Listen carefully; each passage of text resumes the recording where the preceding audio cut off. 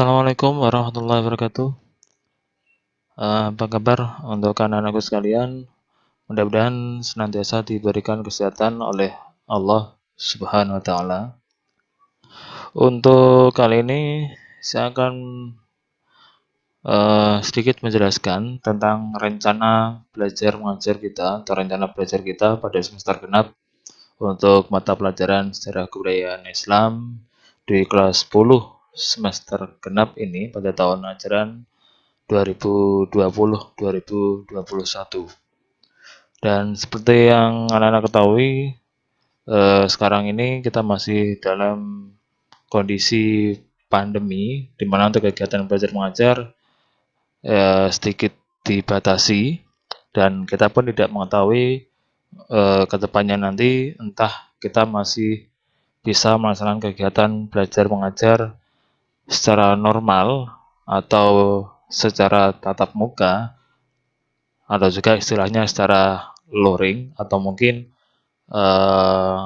kegiatan belajar mengajar kita lanjut secara daring. Ya, untuk itu nanti akan saya jelaskan tentang kegiatan belajar kita selama 1 semester di semester genap ini. Ya, maka dari itu saya harap kalian menyimak video ini sampai tuntas biar nanti paham. Karena untuk semester genap ini nanti kita akan menggunakan metode baru, ya, menggunakan cara belajar baru yang sedikit berbeda dari semester sebelumnya. Sebelum saya membahas tentang apa yang akan kita pelajari, perlu sedikit saya sampaikan kepada anak-anak sekalian bahwa untuk materi kita pada semester genap ini cukup banyak karena jumlah KI atau jumlah KD yang akan kita pelajari itu ada sebanyak 6 KD yang dibagi menjadi 3 subbab yang nanti akan saya jelaskan pada penjelasan pada penjelasan selanjutnya, ya. Karena untuk materi kita kali ini itu berbeda dengan materi pada tahun-tahun sebelumnya. Untuk materi tahun ini, pada tahun pelajaran ini, itu mencangkup pada 2 subbab materi yang seharusnya diselesaikan selama 1 tahun. Tapi untuk semester genap ini, untuk kelas 10, karena kemarin ada perubahan KMA, ada revisi untuk kompetensi kurikulum 2013 untuk mapel SKI, sehingga mapel atau materi yang harus dipelajari dipadatkan pada kelas 10, yang seharusnya kelas 10 pada semester genap itu cuma membahas tentang Khulafaur Rasyidin, tetapi pada tahun ini ditambahkan dengan materi membahas tentang perkembangan peradaban pada dinasti Bani Umayyah, ya, baik di Damaskus maupun di Andalusia. Nah, selanjutnya saya akan menjelaskan mengenai KD yang akan kita bahas di sini, yang nanti pada penjelasan selanjutnya akan saya jelaskan juga cara belajar baru kita selama 1 semester. Untuk kompetensi dasar pengetahuan yang akan kita bahas itu terdiri dari 6 kompetensi dasar. Yang pertama adalah menganalisis proses pemilihan Khulafaur Rasyidin. Ya, jadi menganalisis proses pemilihan Khulafaur Rasyidin yang ada 4 itu, ya, yang nanti kalian pahami pada bab pertama. Kemudian yang kedua menganalisis substansi dan strategi dakwah Khulafaur Rasyidin. Kemudian yang ketiga menganalisis proses lahirnya Daulah Umayyah di Damaskus. Yang keempat mengevaluasi perkembangan peradaban dan ilmu pengetahuan pada masa Daulah Umayyah di Damaskus. Yang kelima menganalisis sejarah lahirnya Daulah Umayyah di Andalusia. Ya, ini berbeda dengan KD yang nomor 3, ya, karena sudah berpindah wilayah. Nah, kenapa saya pindah wilayah? Nanti bisa kalian pelajari nanti. Dan yang terakhir untuk kompetensi dasar pengetahuan yang nomor 6 yaitu mengevaluasi perkembangan peradaban dan ilmu pengetahuan pada masa Daulah Umayyah di Andalusia. Sedangkan untuk KD keterampilan yang menjabarkan juga dari KD pengetahuan, yaitu yang pertama menilai proses pemilihan Khulafaur Rasyidin, kemudian yang kedua menyimpulkan substansi dan strategi dakwah Khulafaur Rasyidin, ketiga menilai proses berdirinya Daulah Umayyah di Damaskus, yang keempat mengapresiasi perkembangan peradaban dan ilmu pengetahuan pada masa Daulah Umayyah di Damaskus, yang kelima menilai sejarah lahirnya Daulah Umayyah di Andalusia. Kemudian 6 yang terakhir mengapresiasi peristiwa penting dalam perkembangan peradaban dan ilmu pengetahuan pada masa Daulah Umayyah di Andalusia. Kemudian dari KD yang sudah saya bacakan tadi akan terbagi menjadi 3 subbab pembahasan yang akan kita pelajari. Yang pertama mengenai perkembangan Islam pada masa Khulafaur Rasyidin. Kemudian yang kedua peradaban Islam Daulah Umayyah di Damaskus. Kemudian yang ketiga peradaban Islam Daulah Umayyah di Andalusia. Dan untuk penjabarannya, perkembangan Islam pada masa Khulafaur Rasyidin untuk bab 1, nanti kita akan membahas tentang Khalifah Abu Bakar Asy-Syiddiq, kemudian Khalifah Umar bin Khattab, Khalifah Utsman bin Affan, dan Khalifah Ali bin Abi Thalib. Dan nanti membahas tentang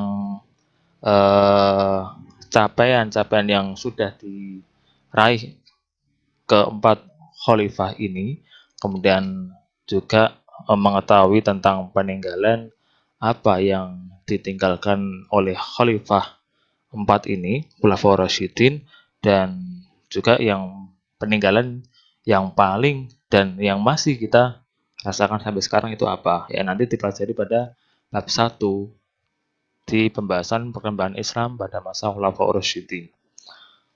Kemudian yang kedua, kita akan membahas tentang peradaban Islam Daulah Umayyah di Damaskus. Ya, ini terdiri dari atau subbahasa yang akan kita bahas itu tentang yang pertama mengetahui sejarah lahirnya Daulah Umayyah di Damaskus. Kemudian yang kedua, khalifah-khalifah yang berprestasi pada dinasti Umayyah di Damaskus. Kemudian perkembangan peradaban dan ilmu pengetahuan Daulah Umayyah di Damaskus. Dan yang terakhir, kemunduran Daulah Umayyah di Damaskus. Ini untuk bab 2 ya. Dan penjabaran dari KD berapa ya? KD 2 dan KD 3 yaitu menganalisis proses lahirnya Daulah Umayyah di Damaskus dan mengevaluasi perkembangan peradaban dan ilmu pengetahuan pada masa Daulah Umayyah di Damaskus. Kemudian untuk subbahasan atau bab terakhir yang akan kita bahas atau kita pelajari pada semester genap ini yaitu peradaban Islam Daulah Umayyah di Andalusia, dan subnya yang akan kita pelajari pertama tentang sejarah lahirnya Daulah Umayyah di Andalusia, kemudian juga hampir sama dengan yang di Damaskus yaitu perkembangan peradaban dan ilmu pengetahuan Daulah Umayyah di Damaskus, dan yang terakhir kemunduran Daulah Umayyah di Andalusia.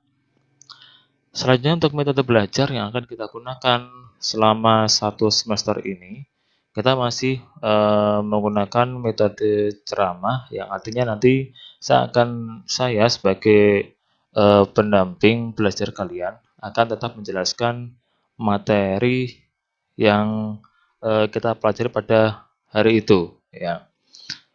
Kemudian yang kedua, kita menggunakan metode diskusi yang ini saya terapkan pada kalian di semester genap ini dengan cara nanti kalian membuat sebuah karya tulis berbentuk makalah. Kemudian saya akan membagi kalian menjadi 3 kelompok karena bab kita yang akan kita pelajari itu ada 3 bab yang tadi ya, tentang Khulafaur Rasyidin, kemudian Daulah Umayyah di Damaskus, dan Daulah Umayyah di Andalusia. Maka karena ini ada 3 bab dan ini pun masih istilahnya masih dalam tahap belajar. Metode belajar ini untuk saya terapkan pada kalian. Nanti saya akan membagi kelompok ini menjadi 3 terlebih dahulu ya, nanti yang akan diteruskan pada jenjang kelas selanjutnya ya, biar nanti terbiasa dengan metode yang saya terapkan. Dari makalah yang sudah kalian buat nanti, kemudian nanti kalian print out, kemudian dijilid ya. Boleh kalau yang sudah jadi, nanti yang asli silakan dikumpulkan dan berikan kepada saya biar saya baca dan koreksi. Dan untuk kalian, untuk kelompok kalian, boleh juga memfotokopi ya, biar temannya tuh sama-sama menerima makalah yang sudah kalian buat ya. Teknisnya bagaimana silakan bisa dirembuk dengan kelompoknya sendiri ya. Kalau sudah, kemudian nanti jika dari madrasah memberikan jadwal belajar kita, itu ada jadwal daring ya, kita nanti bisa membahas makalah itu ya, kita bisa diskusikan makalah yang sudah kalian buat dan nanti akan secara berjenjang ya, tidak langsung tidak meloncat. Misalkan besok ada jadwal daring, kemudian maaf, ada jadwal luring tatap muka, kemudian yang siap maju ya, misalnya bab 2 tentang Daulah Umayyah di Damaskus, kemudian bersedia maju ya, nanti yang bab 1 malah tidak bisa ya. Kalau bisa bab 1 selesaikan dulu biar materi bisa tersampaikan secara berurutan ya, tidak melompat-lompat ya. Ya, masa kita belajar bab 3 dulu, kemudian bab 1, kemudian bab 2. Dan nanti ketika evaluasi tengah semester atau PTS, nanti malah kalian kebingungan ya tentang materi yang sudah dipelajari. Kemudian yang ketiga tentang metode pembelajaran yang kita gunakan ialah metode tanya jawab. Ini untuk kalian nanti setelah atau pada proses diskusi penyampaian makalah nanti, saya berikan kesempatan kepada eh, kalian yang tidak bertugas menyampaikan makalah atau mempresentasikan makalah untuk memberikan atau membuat beberapa pertanyaan yang diberikan kepada pemakalah. Ya, nanti untuk setiap pertanyaan yang sesuai dengan materi akan saya berikan tambahan poin nilai ya.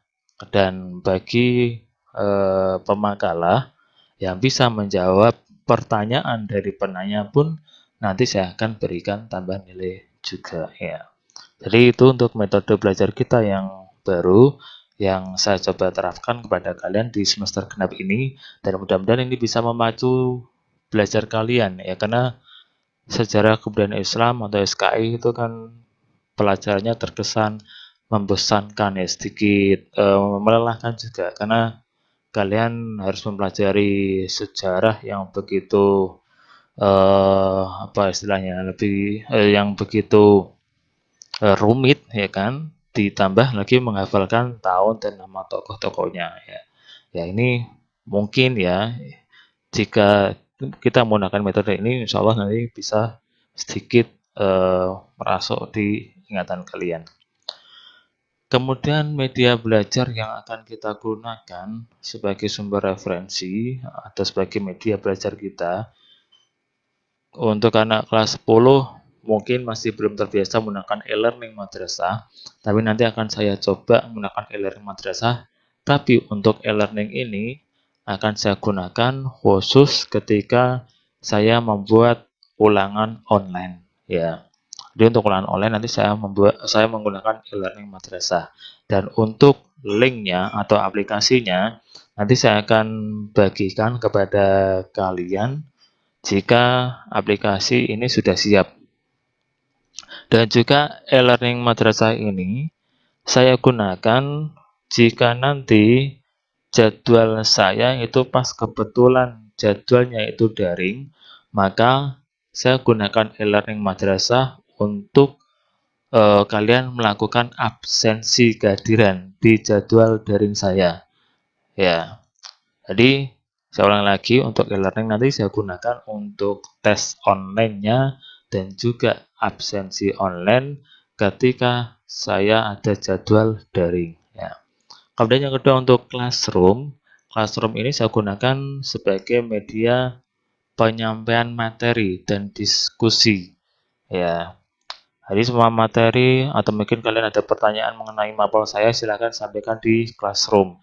Classroom ini kan aplikasinya cukup kecil. Kalau ada yang mengirimkan eh, apa istilahnya tulisan di form itu, dan nanti akan muncul notifikasi, atau saya memberikan tugas di Classroom ya nanti muncul notifikasi. Nah, cuma saran saya ketika menggunakan Classroom ini usahakan untuk alamat email dan password jangan sampai lupa, dan yang paling penting nama akun harus diganti sesuai dengan nama asli ya. Kemudian yang ketiga untuk media belajar yang akan kita gunakan itu kita gunakan Zoom atau Google Meet. Ya, ini saya gunakan ketika saya rasa dari kalian ada yang perlu dijelaskan lagi, karena mungkin ketika penyampaian apa itu makalah ada yang kurang saya sampaikan, atau mungkin pada hari KBM saya atau pada jam mapel saya pas kebetulan jadwalnya itu daring dan saya menginginkan itu ada pertemuan meeting Zoom, ya nanti yang akan saya gunakan adalah Zoom atau Google Meet. Ini tergantung kesepakatan kalian enaknya menggunakan apa ya. Kemudian yang keempat, ini saya gunakan YouTube. YouTube ini malah lebih ringan daripada saya harus meeting online dengan kalian. Saya anggap ringan kenapa? Karena untuk pemakaian data ini lebih kecil daripada harus online video call dengan segitu banyaknya eh, anggota yang online ya. Kalau perbandingan kuota, misalkan saya melakukan meeting Zoom itu misalkan ya setengah jam itu habis 1 giga. Kalau untuk YouTube itu paling habis tidak ada 1 giga. Ya, itu lebih lebih ringan lah, lebih sedikit dalam pemakaian data. Selanjutnya untuk media belajar yang akan kita gunakan, kita menggunakan buku paket SKI yang ada di pojok kanan atas ini. Ini sudah ada di perpustakaan. Silakan dipinjam untuk dipelajari dan juga sebagai media atau saran referensi ya, media untuk referensi kalian dalam pembuatan makalah. Ya, boleh menggunakan buku paket atau LKS ya atau internet ya boleh, karena tahapannya itu kan masih belajar. Terus kita lanjutkan untuk media belajar selanjutnya. Nah, ini yang tadi saya sampaikan, kita menggunakan e-learning madrasah dan juga Classroom ya. Untuk Classroom digunakan sebagai sarana penyampaian materi dan informasi seputar kegiatan belajar mengajar. Sedangkan e-learning digunakan untuk melakukan absensi online dan pelaksanaan evaluasi atau ulangan online dalam setiap selesai kegiatan belajar mengajar. Ya, yang ini yang tadi sudah saya sampaikan. Misalkan ke bab 1 selesai, kemudian kita lakukan ulangan online menggunakan e-learning madrasah ini. Nanti saya akan kirimkan aplikasinya jika sudah siap. Ya. Terus lanjut untuk rumusan masalah yang harus kalian buat dalam pembuatan makalah ya, biar nanti tidak melebar dan agar kompetensi dasar yang kita pelajari itu bisa tercapai. Ya, ini saya buatkan rumusan masalah untuk kelompok 1 tentang perkembangan Islam pada masa Khulafaur Rasyidin. Itu yang pertama bahas tentang prestasi pemerintahan Khulafaur Rasyidin, kemudian yang kedua ibrah kepemimpinan Khulafaur Rasyidin, dan ketiga karakteristik kepemimpinan Khulafaur Rasyidin. Ya. Ini untuk rumusan masalah. Jadi kalau membuat makalah, yang pertama ada pendahuluan atau latar belakang, Kemudian rumusan masalahnya itu ketika ini ya, misalkan rumusan masalah untuk kelompok 1 perkembangan Islam pada masa Khulafaur Rasyidin. Ya, rumusan masalah pertama, apa saja prestasi pemerintah Khulafaur Rasyidin? Nah, jelaskan pada masa Abu Bakar As-Siddiq prestasi selama memerintah ini. Kemudian pada masa Umar bin Khattab prestasinya ketika menjadi khalifah ini 1, 2, 3, 4 ya, dan selanjutnya sampai Sayyidina Ali. Kemudian untuk ibrah ya, apa ibrah yang bisa diambil dari kepemimpinan Khulafaur Rasyidin ya. Jelaskan itu semuanya ya. Kemudian yang ketiga karakteristik kepemimpinan Khulafaur Rasyidin. Nah, ini juga dijelaskan ya. Kelihatannya ini kemarin sudah tak buat untuk ulangan online di Classroom ya, insya Allah bisa dipahami.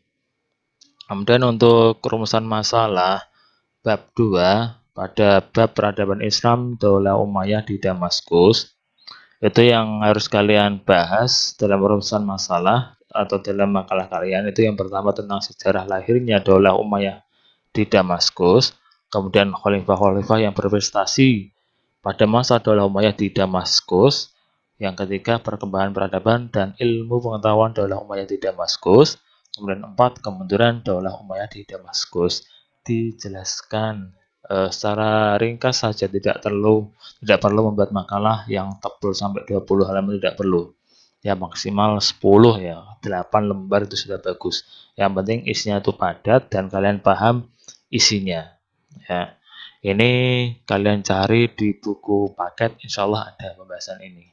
Ya, kemudian yang terakhir untuk bab 3, rumusan masalah yang harus kalian buat atau pembahasan makalah yang harus kalian buat. Untuk yang pertama tentang sejarah lahirnya Daulah Umayyah di Andalusia. Kemudian yang kedua perkembangan peradaban dan ilmu pengetahuan Daulah Umayyah di Andalusia. Kemudian yang ketiga kemunduran Daulah Umayyah di Andalusia. Ya, sama dengan pembahasan sebelumnya yang harus kalian bahas itu ini. Misalkan yang pertama perumusan masalah bagaimana sejarah lahirnya Daulah Umayyah di Andalusia.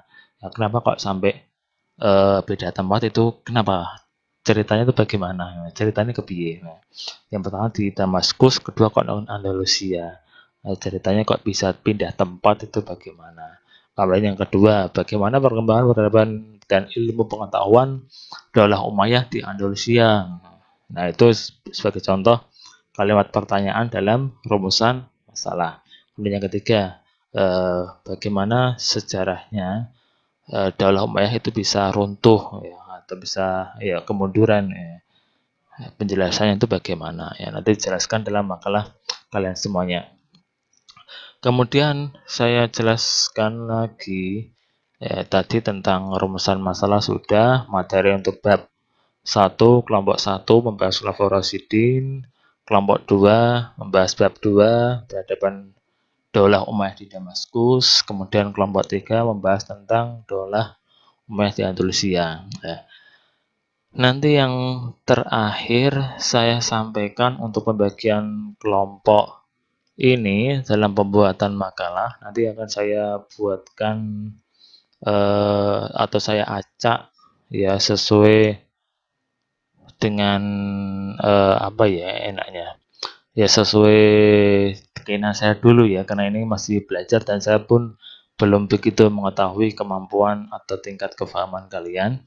Ya, mudah-mudahan sih pembagian kelompok ini adil untuk kalian ya, biar tidak timpang antara yang eh, paham ya, terus saya kumpulkan dengan yang paham, dan tidak seperti itu. Saya akan bagi rata yang kalian paham, yang saya bagikan dengan yang sedikit kurang paham, biar sama-sama membantu dan bisa membantu belajar juga, menjadi penyemangat ya. Atau mungkin nanti bisa dibagi tugas ya, yang satu mungkin ada yang membacakan makalahnya, kemudian nanti yang bertugas mencari jawaban dan menyampaikan jawaban ya. Jadi seperti itu penjelasan saya untuk rencana kegiatan belajar di semester genap tahun 2020-2021, dan nanti akan saya berikan pembagian kelompoknya di deskripsi video ini. Silakan dilihat Dan nanti akan saya berikan juga link buku paket SKI ini di kolom deskripsi ya. Bisa kalian baca juga, atau kalau yang pengen download silahkan di download dan dipelajari ya. Seperti itu dulu penyampaian saya untuk kali ini. Jika ada yang kurang paham silahkan ditanyakan pada forum classroom kelas saya, atau bisa japri ke nomor saya yang sudah saya berikan pada kalian. Baik, akhir kata dari saya, tetap jaga kesehatan dan jangan lupa terapkan protokol kesehatan dengan selalu mencuci tangan, senantiasa memakai masker, dan jangan lupa kurangi bergerombol ya, jaga jarak ya. Mudah-mudahan kita tetap diberikan kesehatan dan saling berdoa mudah-mudahan pandemi ini segera berakhir dan kita bisa belajar dengan normal kembali. Dan akhir kata dari saya, Assalamualaikum warahmatullahi wabarakatuh.